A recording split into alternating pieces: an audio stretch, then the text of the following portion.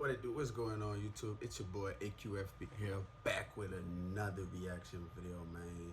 Today's video is to the Disney World Rico inside the largest crew takedown in Florida. Yo, I seen Glock 9 and Hot Boy in that hole. It's finna be lit. You get what I'm saying? Like, yo, them boys deep in the streets, for real. Like, they ain't playing no games, man. Look. Link to the original video will be in the description below. Make sure you guys like and subscribe. We're gonna try to hit 50 likes on this video. More reaction video coming. Without any further ado, man, let's get straight to this video for real. When you come to Orlando, you think about Disney. Even though we ain't never been to Disney and shit ain't sweet, but people think about Disney when they talk about Florida. When we think of Orlando, we think of Disney World, we think of Orlando Magic. Why everybody get that concept of Disney and all that? Ain't nobody putting the hood on. I guess that's just how they see it from the outside. Well, the FBI typically doesn't telegraph our moves. What I can tell you is that these two gangs, the 438 gang and the Army gang, have got our attention now. The other 5 already in custody are responsible for nearly $2 million in stolen property, 59 stolen vehicles, and 19 stolen firearms. Prominent people at the top. Just between those 8 people, they're responsible for 230 felony charges. Jaquavius Smith, better known as Glock 9, just him himself has been arrested for 52 felonies. Hi, what is up everybody? It's been far too long. The last episode was in Florida, and for this video, we gotta return there once more. This time to Disney World's Orlando, where folks witnessed one of the largest Rico cases in state history, Operation X, take 34 people down from 2 separate crews. To show you what this looks like, the entire Bobby Shmurda and GS9 indictment was 63 pages. This Rico case in Florida is 700 pages long, with the feds stalking people at concerts and putting informants in place to make controlled phone calls. One side, AFNF, or the Army Gang, is led by the popular rapper Glock 9. The face of the other side, 438, is well-known rapper Hot Boy.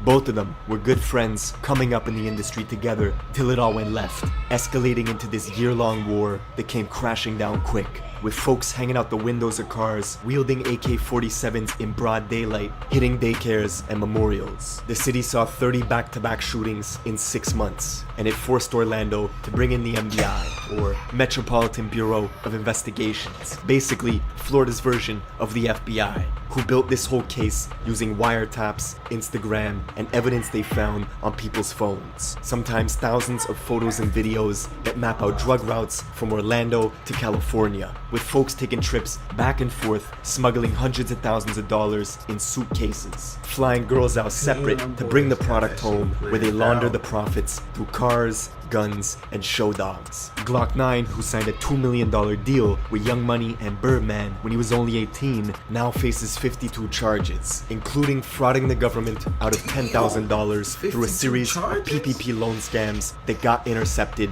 when he tried showing it off to his friends on Instagram.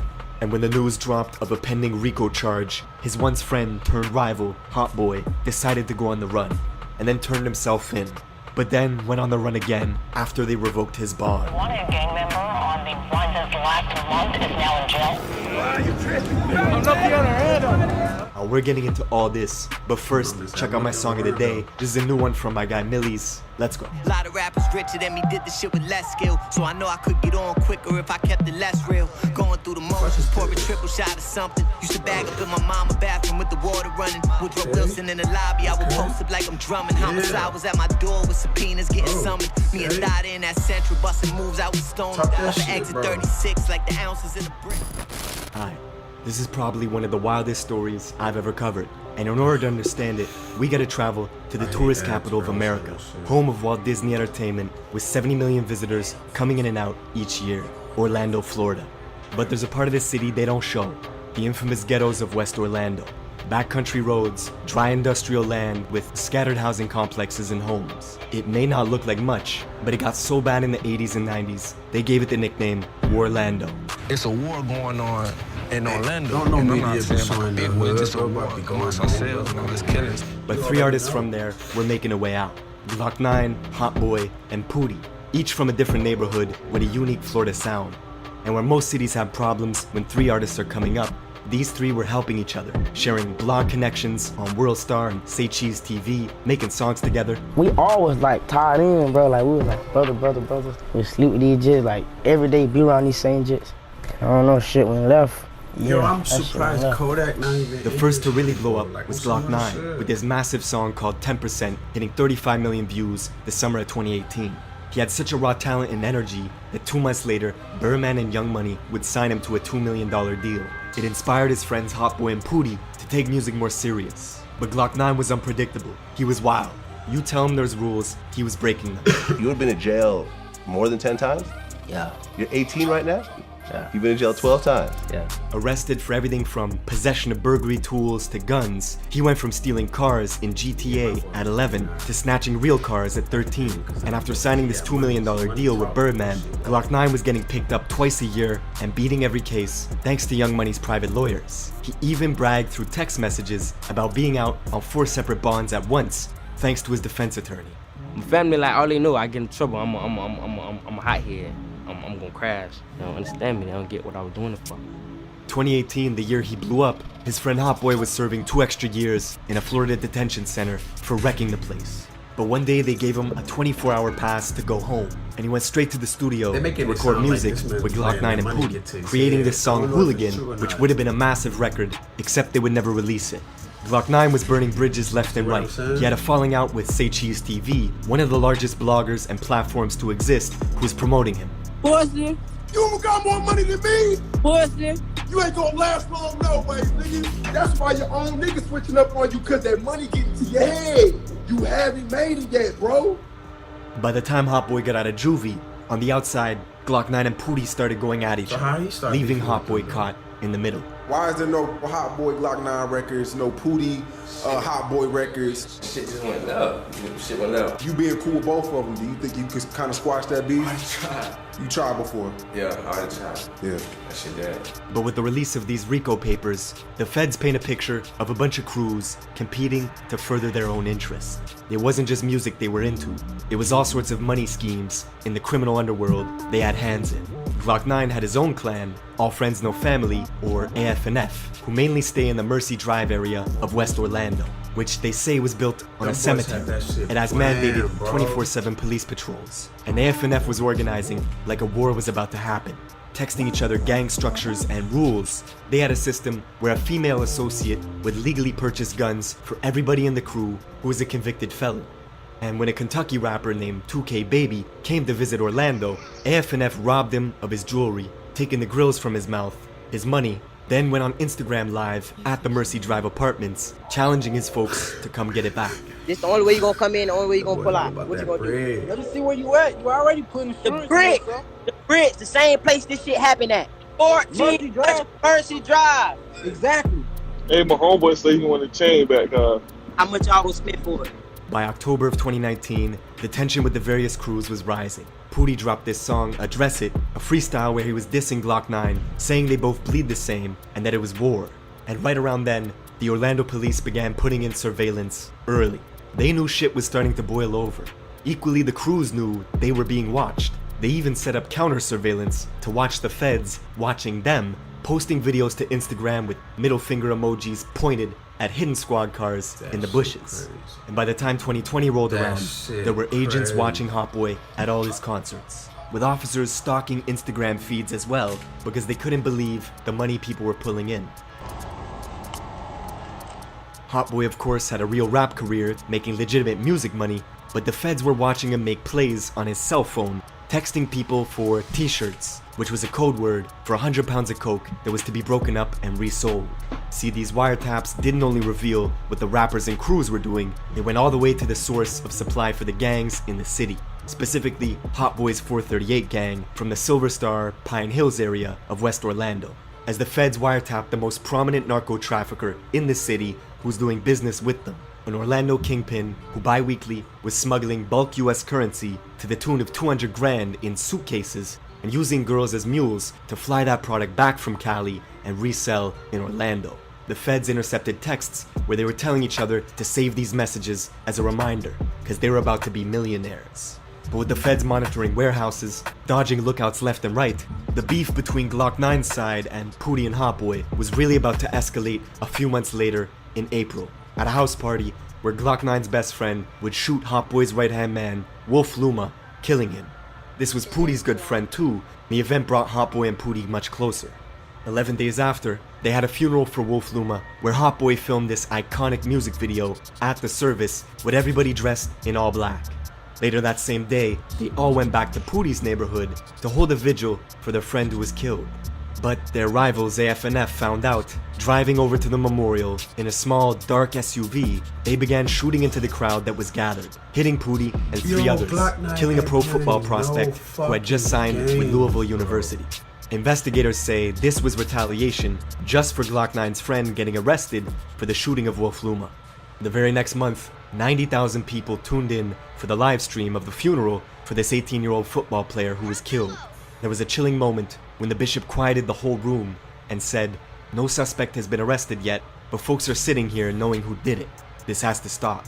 See, Glock 9 and others in AFNF had set up this network of unemployment scams across various states in the country, with a database of names, addresses, and credit scores, all saved on Glock 9's phone. He was using these scams to pay for the bonds of lower-ranking members that got jammed up. That way, they could fund this war for a long time, choosing to discuss business over FaceTime to prevent the feds from listening in. Both the 438 gang and AFNF had hierarchies and subsets. Both of them were competing as the feds watched 438 members boast through text message that they had enough money and guns to do what they wanted, and that made AFNF jealous. By the summer of 2020, the beef even spilled out of town into Jacksonville, Florida, with Glock 9 putting out this song on the 1st of July called Criminal Minds. And in it, he says his enemies were clicking up making teams. He was actually talking about the well-known rapper Foolio out of Jacksonville. How you watch your mama get popped, you got shot in the ass, and you wrote a statement? All three of them things do not go together. Where you tripping? All because Foolio would take a photo with Pootie, and this made Glock 9 mad. So he started dissing Foolio's deceased friends, and it caused Foolio's enemies from Jacksonville like Queso to then click up with Glock 9, where there was even almost a massive brawl at a mall in Atlanta when Queso crossed paths with Pootie and things were seconds away from turning dangerous. Oh, you can't stop all y'all. Y'all get to shoot at them cocky. Them cocky can't stop all y'all. Ooh, shit! Oh, what did you call me, man? Yo ass, they running up on niggas' ass in the mall, boy. But back in Orlando, the OPD was concerned there would be a string of shootings very soon, and they were right. 4 days into July, police arrived at a house in West Orlando with reports of gunshots. They found Glock 9's car with dark-tinted windows riddled in bullets, and him nowhere to be found.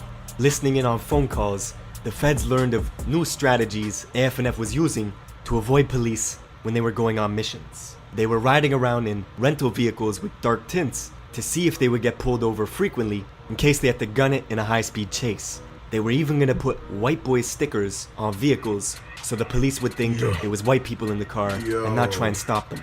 4 days after they found Glock 9's car abandoned with bullet holes in it, one of his friends, who went by the name Baby Joker, was driving around deep in 438 territory looking for rivals to tag. They pulled in at a place where one of Hot Boy's good friends stayed at, driving a gray Dodge Challenger, and began firing at folks, with people scattering all over the yard. Hot Boy's friend reacted quickly, running inside to grab his Draco, and came back, shooting at Baby Joker in the gray Dodge Challenger, which at this point was stranded in the middle of the road with the driver's hands all shot up, unable to get away. Baby Joker was dead. The craziest part, Hot Boy's friend, the guy they were aiming at, was someone they knew since they were kids. This particular shooting would get referenced in a lot of music, as 438 boasted about this failed hit attempt. In his song Left Lonely, Hot Boy tells Glock 9 directly, "Your little stepper ran down and he died." Hot Boy was blowing up and doing songs with Lil Baby. He even signed to 100K Management, the same guys who managed King Von and YNW Melly. And there were other artists from the Silver Star 438 region, like Cudham Reese, who was getting quite popular, getting song placements in Madden 2K games. He was even one of the rare artists who was able to get Chief Keef to do a music video with him. The feds had theories. Glock 9 was jealous Reese's career was taking off. One day, Glock 9 blasted over to Reese's house with rifles and pistols in the car, leaving it riddled with bullets. Witnesses told detectives Glock 9 was trying to eliminate the competition. The very next day, Reese would retaliate back, going with 5 other 438 members to Glock's aunt's house where he was sleeping at. And they left her house riddled in bullets as well. This particular feud was crazy, as the police counted 5 different attempts where Glock 9 tried to take Reese's life in a matter of months, including a time where Reese was filming a music video in his purple Hellcat and was being followed by AF&F members who pulled up next to him in traffic and started shooting. Reese shot back and managed to escape, but then crashed into an oncoming vehicle and had to abandon the purple Hellcat with busted up legs. With all this death and violence happening in the city, Orlando finally hit up the Metropolitan Bureau of Investigations for help. They needed 18 different agencies to collaborate, and the tipping point, of course, was the infamous shootout at the Millennium Mall. If you want the city to act, do something where their money is at risk, in a public space with loads of businesses and wealthy people. On October 8th of last year, Orlando's luxury mall of Millennia was a scene of chaos as OPD officers responded to a shooting that broke out in the parking lot. It was 3 against 4, Glock 9 and 3 others versus 3 438 members. On surveillance video, you see the 438 guys leaving the mall, getting into a white BMW, and then rolling the car slowly, with shooters positioned behind the car doors, firing at Glock 9 and his people, who were taking cover behind their own car, with bystanders running everywhere as security rushed to evacuate the mall. And despite a hail of gunfire, nobody actually got hit. But now, the feds were getting more search warrants and surveillance than ever before, confiscating cell phones left and right, where they found people's internet history, how to turn semi-automatic guns into fully automatic guns easily, numerous Google searches on phones, looking up specific shootings that happened in the Central Florida area. Meanwhile, the police were meeting with confidential informants who knew all about the 438 gang, their members, their inner workings, everything. The informants told them of $60,000 hits being placed on people's heads and recommended the police act swiftly because more people were gonna die. And the rest, well, the rest of the story you know now. 34 people from 2 rival crews brought down in Operation X. And before I let you go, people always ask me what beats are in the video. I've listed the fantastic producers in order in the description below.